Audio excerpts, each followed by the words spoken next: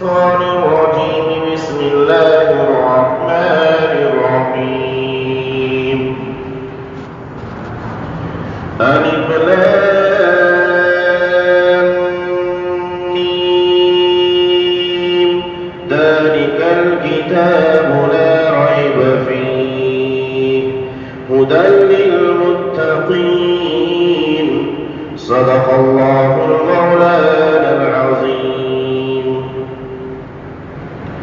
یہ سورہ بقرہ کی آیتیں ہیں جس کو الحمدللہ آج رات میں ہم نے تراویح میں سن لیا.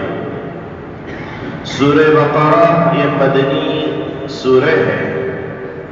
قرآن کے تعلق سے ہر مسلمان کو اتنا تو جاننا چاہیے کہ مدنی صورتیں کون سی کہلاتی ہیں اور مکی صورتیں کون سی کہلاتی ہیں. عام طور پہ لوگوں کے ذہن میں یہ ہوتا ہے کہ جو مکہ میں نازل ہوئی وہ مکی اور مدینہ میں جو نازل ہوئی وہ مدنی.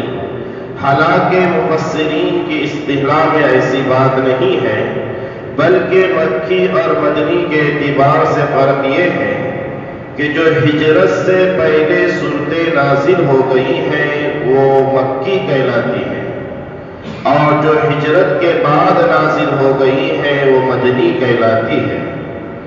لہذا بعض صورتیں اور بعض آیتیں ایسی بھی ہیں جو ہجرت کے بعد نازل ہوئی اور وہ مکہ میں نازل ہو گئی، اس کے باوجود مفسرین کی اصطلاح میں وہ مدنی کہلائے گی، اس لیے کہ ہجرت کے بعد نازل ہو گئی. چنانچہ خود اب سورہ بقرہ کی بعض آیتوں کو دیکھیں گے کہ اس کی بعض آیتیں ایسی ہیں جو مینا میں نازل ہو گئی ہے، جو مکہ ہے، مکہ کی جگہ ہے. چنانچہ اس کے باوجود یہ سورہ مدنی کہلاتی ہے، اس لیے کہ ہجرت کے بعد نازل ہوئی ہے. یہ سورہ کی بڑی فضیلتیں قرآن حدیث میں بیان کیے گئے ہیں. چنانچہ اللہ کے پیارے رسول صلی اللہ تعالی علیہ وسلم فرماتے ہیں کہ سورہ بقرہ پڑھا کرو، اس لیے کہ سورہ بقرہ کا پڑھنا باعث برکت ہے اور اس کو چھوڑنا باعث حسرت اور بے برکتی ہے. نیز آپ صلی اللہ علیہ وسلم فرماتے ہیں کہ یہ سورہ ایسی ہے کہ اہل باطل یعنی باطل لوگوں کا اس پر قابو نہیں ہوتا ہے. یعنی جو کوئی سورہ بقرہ کو پڑھتا ہے، جیسے کہ علامہ قرطبی رحمۃ اللہ علیہ نے بیان کیا ہے کہ سورہ بقرہ کو جو پڑھتا ہے تو یہاں اہل باطل کا قابو نہیں ہوتا. اس کا مطلب یہ بیان کیا ہے کہ جو پڑھتا ہے اس پر جادو ٹونے کا ذرا بھی اثر نہیں ہوتا. اسی لیے ایک حدیث میں آپ صلی اللہ علیہ وسلم نے فرمایا جس گھر میں سورہ بقرہ پڑھی جاتی ہے تو اس کے گھر میں شیطان داخل نہیں ہوتا. عبداللہ ابن مسعود رضی اللہ تعالیٰ عنہ فرماتے ہیں کہ سورہ ایسی ہے کہ اس میں 10 آیتیں ایسی ہیں کہ ان 10 آیتوں کو جو بھی پڑھتا ہے تو خود بھی اور اس کے بال بچے گھر والے تمام کے تمام ناکانی مصیبتیں، آفتیں اور اچانک والی بیماریوں سے محفوظ ہو جاتے ہیں.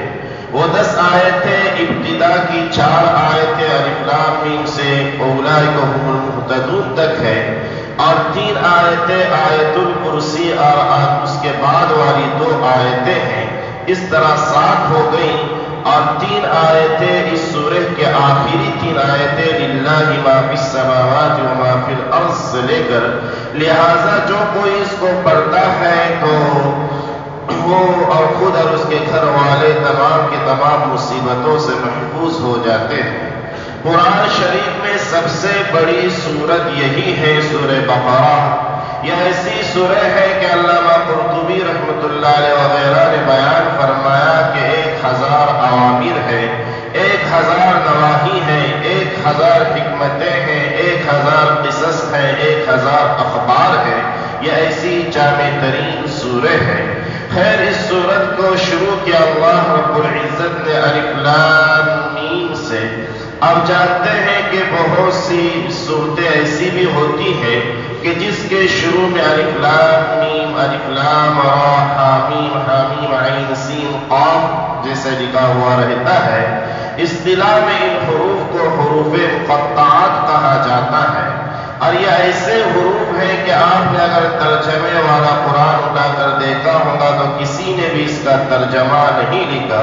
اسی لیے جمہور مفسرین کی رائے یہی ہے کہ ان کا معنی اللہ ہی کو معلوم ہے، اللہ کے علاوہ کسی کو معلوم نہیں ہے۔ ہو سکتا ہے کہ آپ صلی اللہ علیہ وسلم کو بتایا ہو لیکن اس کی تبلیغ سے روک دیا گیا ہو۔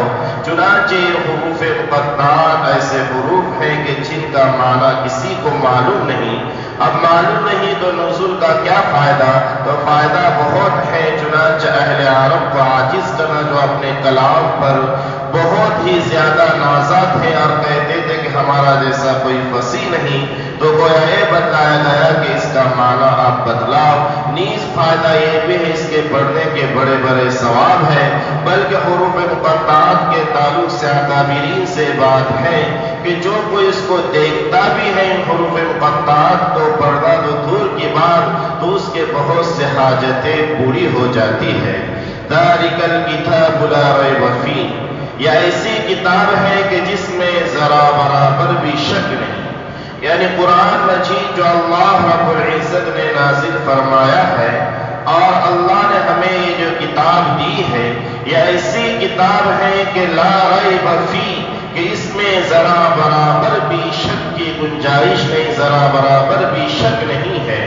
اللہ رب العزت نے ہمیں ایسی کتاب دی ہے جو قیامت تک رہے گی اور ہمیشہ رہیں گی۔ گویا اللہ رب العزت نے ایسی کتاب دی ہے ہمیں کہ آپ صلی اللہ علیہ وسلم کا سب سے بڑا معجزہ ہے کہ اس سے بڑھ کر کوئی معجزہ نہیں کہ کوئی اس سورہ کو کیا ایک سورہ کیا ایک آیت بھی اس طرح کی نکال نہیں سکتا۔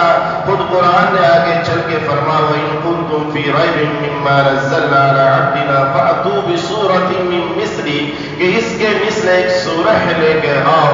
اور اللہ رب العزت نے سورہ اسراء میں فرمایا کہ قُل لَئِنِ اجْتَمَعَتِ الْجِنُّ وَالْإِنسُ عَلَىٰ أَن يَأْتُوا بِمِثْلِ هَٰذَا الْقُرْآنِ، کہ تمام جن اور انس تمام کے تمام جن و انس جمع ہو جائے اور اس قرآن جیسی کوئی آیت جیسا قرآن لا کر لائے تو ہرگز نہیں لاتے۔ لا يأتون بمثله ولو كان بعضهم لبعض ظهيرا، تو اللہ نے ہمیں کتاب ایسی دی ہے کہ جس میں تحریف ہرگز نہیں ہے۔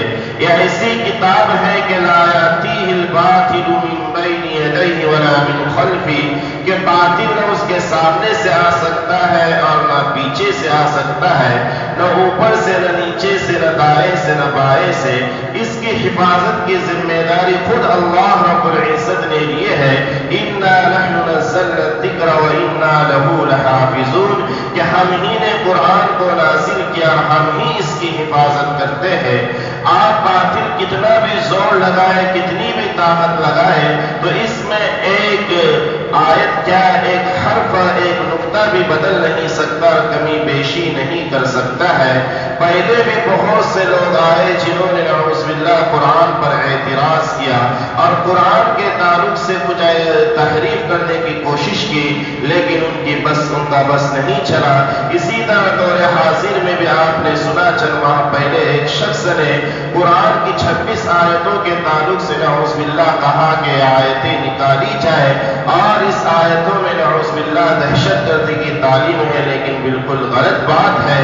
اور بلکہ اللہ رب العزت جو کوئی قرآن کریم کے تعلق سے ذرا بھی برا سوچتا ہے یا کچھ کوشش کرتا ہے تو پہلے لوگ بھی اس سے ہلاک ہو گئے، اور آج بھی آپ نے دیکھا کہ وہ شخص اس کے تعلق سے سپریم کورٹ سے اس کی عرضی کو خارج کر دیا گیا اور اس پر بڑھ کے جرمانہ لگایا گیا، اس لیے کہ قرآن کی حفاظت کی ذمہ داری خود اللہ نے لی ہے۔ تو اللہ نے یہ ہمیں کتاب دی ہے اور اس کتاب کا رمضان سے بھی بڑا خصوصی تعلق ہے۔ شہر رمضان الذی انزل فیہ القرآن ھدی للناس وبینات من الھدی والفرقان، لہذا میں رمضان میں خصوصاً قرآن کریم کو زیادہ سے زیادہ پڑھنا چاہے اور زیادہ سے زیادہ اس کی تلاوت ہونا چاہے۔ آخر میں بات ذہن میں رکھے کہ قرآن کے 3 حق ہیں۔ نمبر 1 تو یہ ہے کہ تلاوت قرآن، کہ روزانہ ہر مومن بندے کو قرآن کی تلاوت کرے اور خصوصاً رمضان میں زیادہ سے زیادہ تلاوت ہو جائے. اور قرآن کریم کا دوسرا حق یہ ہے تدبر قرآن، یعنی قرآن میں غور و فکر کرنا. خود اللہ رب العزت فرماتے ہیں افلا يتدبرون القرآن ام علی قلوب اقفالها، کیا وہ قرآن میں غور و فکر نہیں کرتے یا ان کے دلوں پر تالے لگائے گئے ہیں؟ معلوم ہوا قرآنی آیتوں کو سوچے، اس کے ترجمے کو سمجھنے کی کوشش کرے اور اس میں غور و فکر کرے کہ میرا رب مجھ سے کیا کہہ رہا ہے. لہذا دوسرا حق ہے تدبر قرآن، قرآن میں غور و فکر کرنا. اور تیسرا جو سب سے اہم حق یہ ہے کہ اعمال قرآن، کہ عمل قرآن کے قرآن پر عمل کرنا. اس میں دعوت قرآن بھی آ گیا کہ خود بھی عمل کرے اور دوسروں تک پہنچائے. چنانچہ یہ کتاب ذالک الکتاب لا ریب فیہ ھدی للمتقین، ڈرنے والوں کے لیے اور متقی لوگوں کے لیے ہدایت ہے. اور متقی کون ہے ان کے اوصاف آگے بیان کیے جا رہے ہیں. خیر اس کو یہاں نہ بیان کرتے ہوئے آج اتنا ہی ذہن میں رکھے کہ اللہ رب العزت نے ہمیں رمضان المبارک بھی نوازا اور اس کے ساتھ ساتھ اپنی کتاب قرآن بھی نوازا ہے، قرآن بھی دیا ہے. لہذا ہمیں چاہے کہ اس کے حقوق کو ادا کرنے کی کوشش کرے، ورنہ نعوذ باللہ محروم ہو سکتے ہیں. لہذا ہم زیادہ سے زیادہ تلاوت کریں، زیادہ سے زیادہ غور و فکر کریں اور قرآن کی ایک ایک آیت پر عمل کرنے کی کوشش کریں. اللہ سے دعا